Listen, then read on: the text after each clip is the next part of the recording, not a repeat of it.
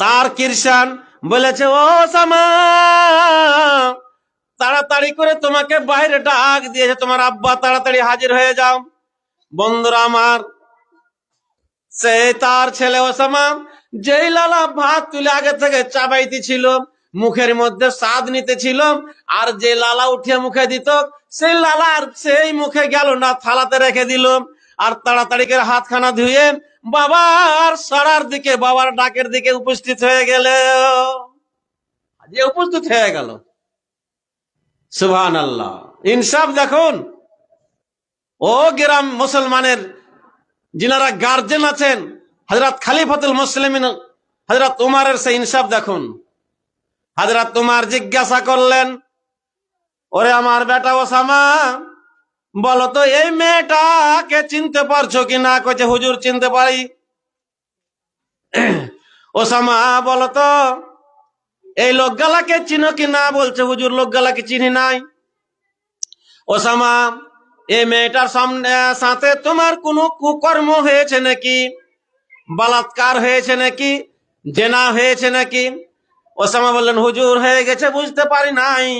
শয়তান আমাকে চক্রান্ততে ফেলে দেওয়ার কারণে হুজুর আমার দ্বারাই ভুল হয়ে গেছে, আর কিছু বলা হলো না।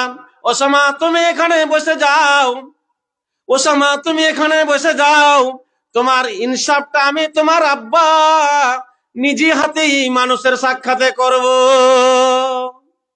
সমস্ত মানুষের সামনে তোমার আব্বা আমি হযরত উমর ফারুক রাদিয়াল্লাহু তাআলা আনহু নিজেই করব।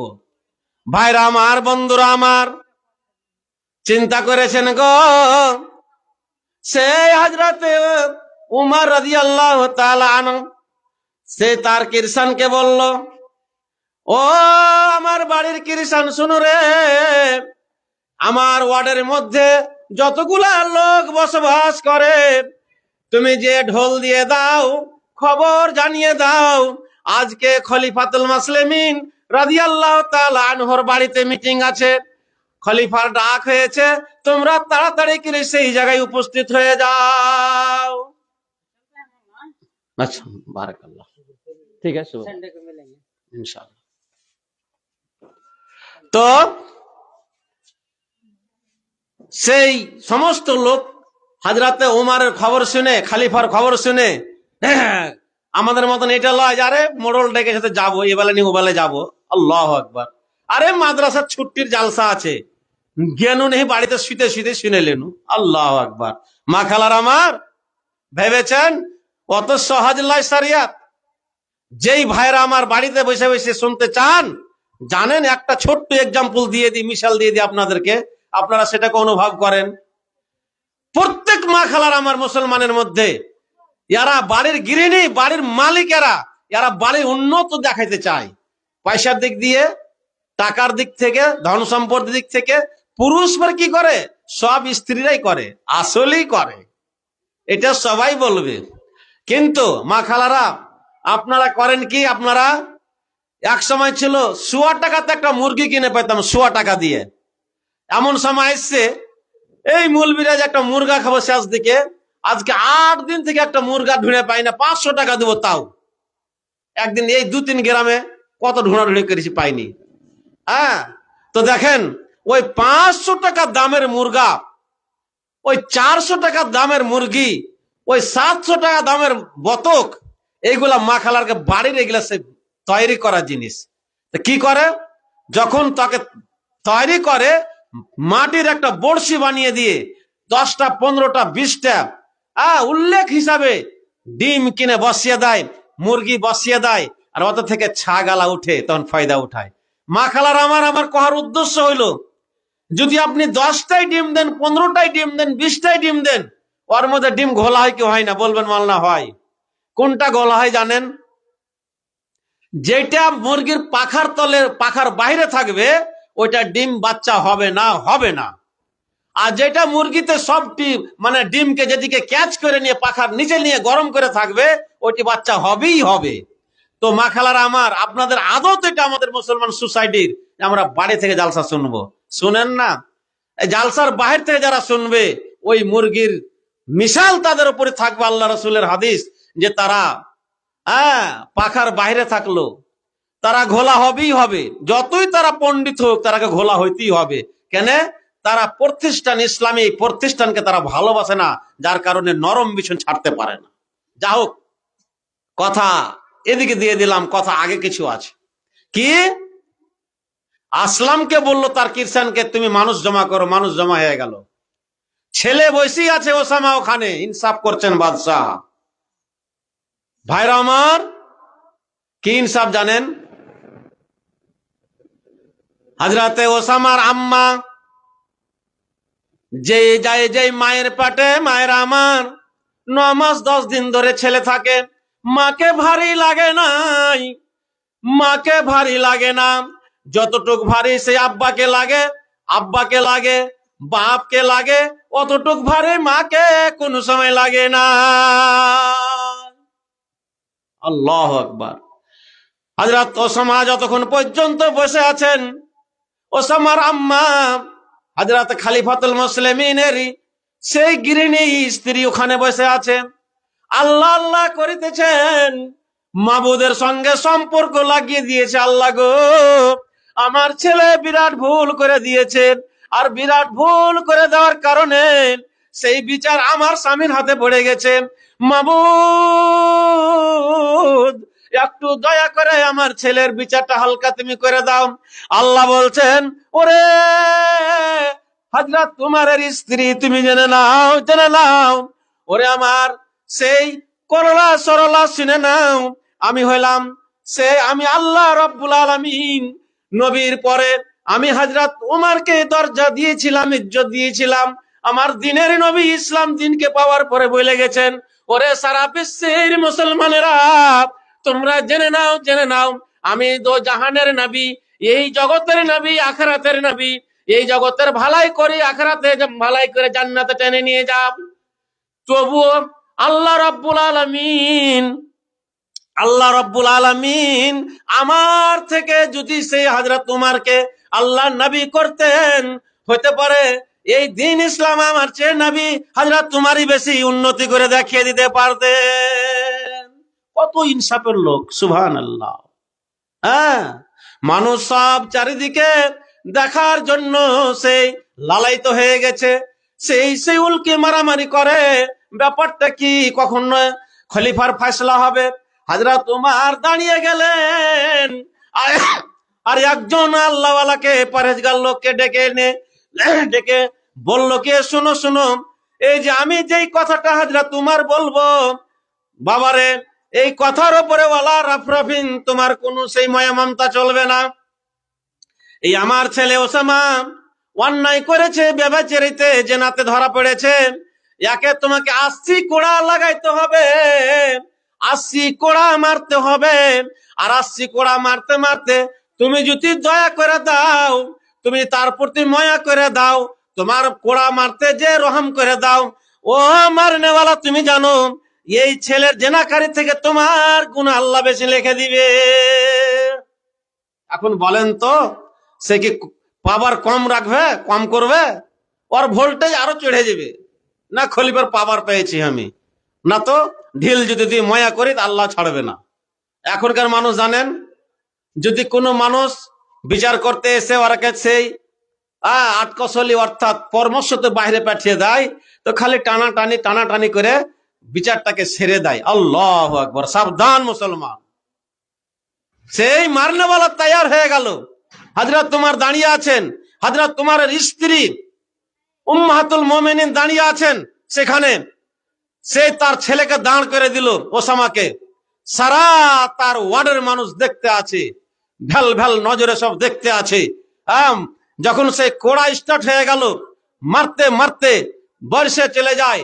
সেই 80-85 কোড়া যখন হয়ে গেছে, 85 কোড়া যখন হয়ে গেছে, 5 কোড়া পড়লে 90 কোড়া হবে, তখন সেই কোড়া কিন্তু মারনেওয়ালা তার মনের মধ্যে বোধহয় একটু থাকাওটা হয়েছে, তার দ্বারাই বোধহয় হাত চলে না। হযরত উমর যে রকিয়ে দিল, থামো, তুমি রেস্ট লাও বাবা।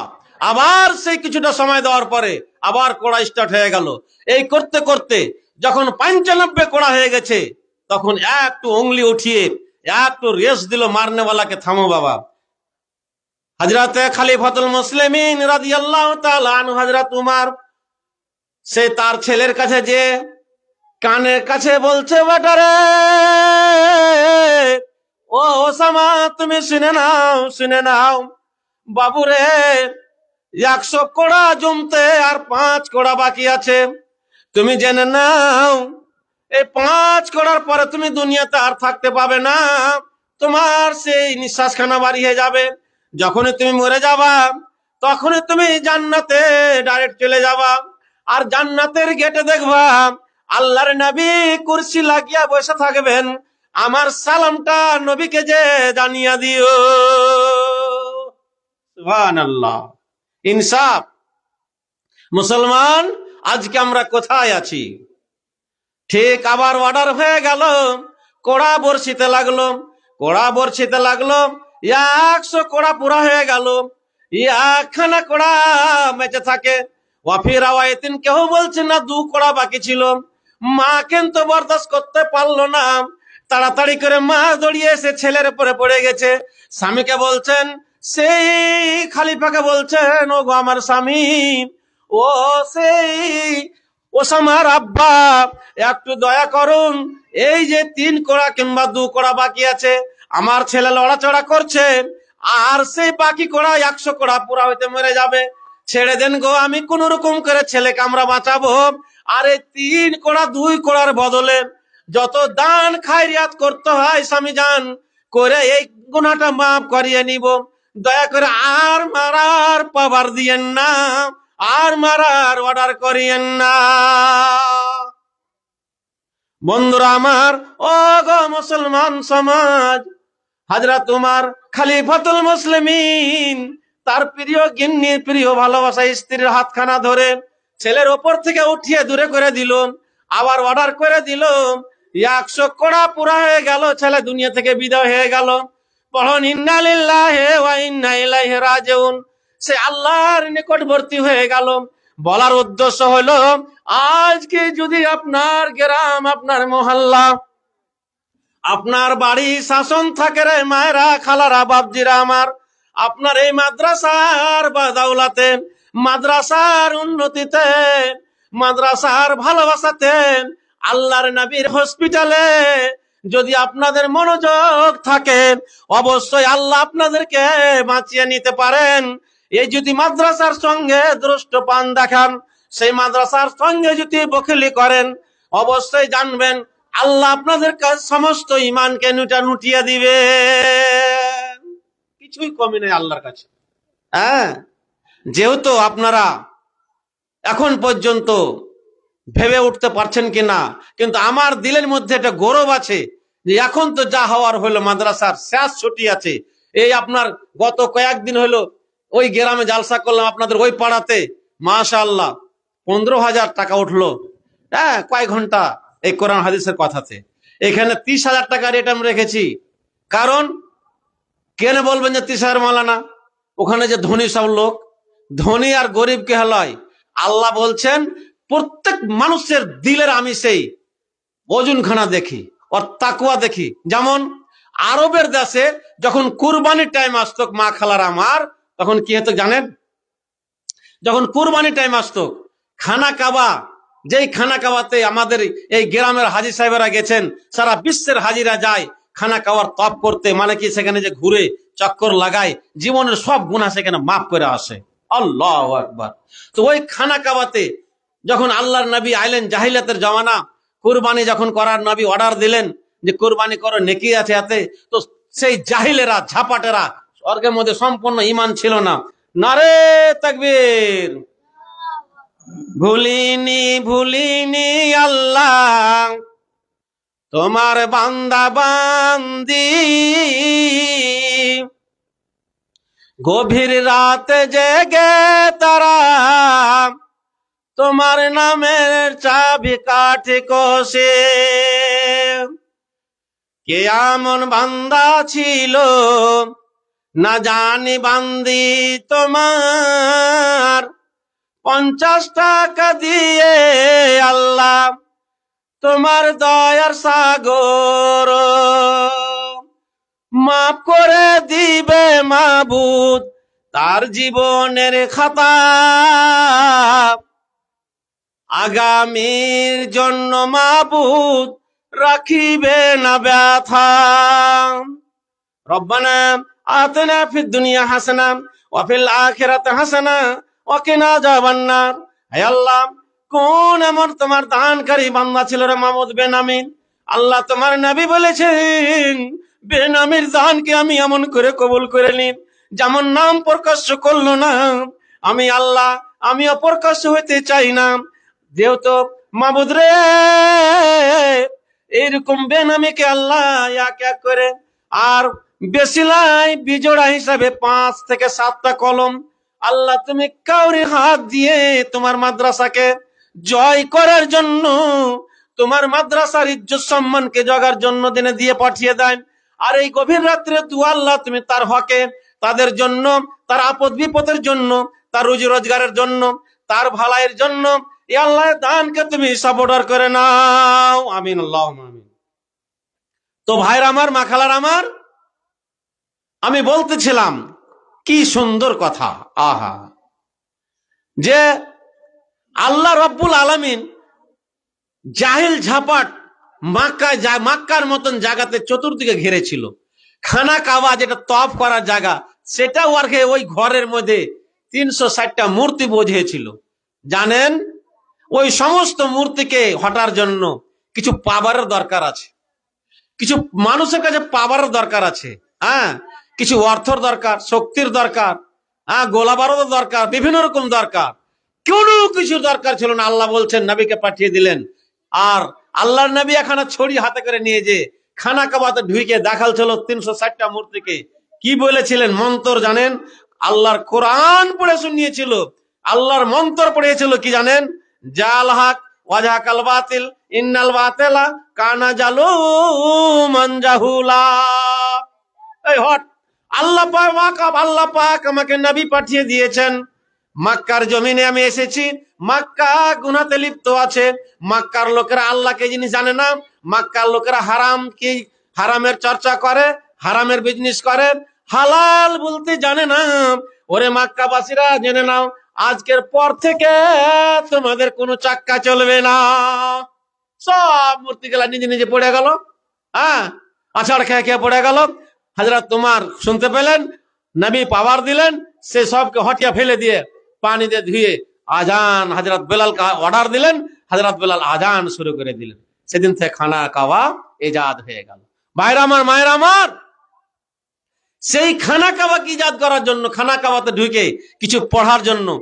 আজকে সেই মক্কাতে যে কোন দুয়া যে পড়তে, বাড়ি থেকে বাড়ার পরে দুয়া দুয়া দুয়া করতে হবে, কোথায় পাবেন আপনি? বাড়িতে বসে বসে পাবেন না, আপনাকে মাদ্রাসার দরকার আছে, এই শিক্ষার দরকার আছে। শিক্ষা হলো আসল প্রয়োজনীয় জিনিস প্রত্যেক মুসলমানের জন্য। আল্লাহর নবী বলেছেন, তালাবুল ইলমে ফারিজাতুন আলা কুল্লি মুসলিমিন ওয়া মুসলিমা। প্রত্যেক নর নারী, স্ত্রী পুরুষকে অপরিহার্য জরুরি আছে, কি জানেন? এই শিক্ষা শিখা, কি মাদ্রাসার শিক্ষা, তাতে কোরআন হাদিস একদম কম্পালসারি। তার সঙ্গে দুনিয়াকে চালার জন্য হিন্দি ইংলিশ ওটাও কম্পালসারি রাখানো আছে। আপনারা রেখেছেন তার ব্যবস্থা। মাখালার আমার, এটা আপনাদের সৌভাগ্য জিনিস, সৌভাগ্য। আল্লাহু আকবার। আজকে দেখুন, এই যে মাখালারা, আপনাদের গুণ দেখেন, বাবুলাবোনা গ্রাম আপনাদের মতন 5খান 7খান গ্রাম হয়তো, আমরা নিজ চোখে দেখেছি। বাবুলাবোনা, ঝাবুটুল্লাহ, পোড়াবাদ, এগুলা তো বাদ দেন, খালি বাবুলাবোনা গ্রাম খানটা 5 থেকে 6খানা গ্রামের মতন গ্রাম, হ্যাঁ, কোথায় নদীর উপার চলে গেছে। কিন্তু অতগুলা মানুষ কাটার পরে কে 1 কাঠা 2 কাঠা জমিন নিয়ে আজকে বসে আছে। এই আপনার মাদ্রাসার কালেকশনে যে দেখেছি, যে পুরুষের দরকার নাই, তারা যেই বাড়িখানে 10 টাকা দিতে পারবে নাকি, সেই বাড়িখানে 50 টাকা না হলে বাইর করে না, 50 টাকা না হলে সে ঘুরিয়ে দেয় না। বলে সাহেব জি 50 টাকা রাখো, টাকা থাকলে পরে 100 টাকা দিতাম। আল্লাহু আকবার। আচ্ছা কহেন তো, এই যদি 50 টাকা করে যদি 100 খান বাড়িতে দেয় তো কত টাকা হয়? 50 আধে কত হয় জিমাল না? 50 আধে 100 বাড়ি যদি দেয় তো 50 হইল।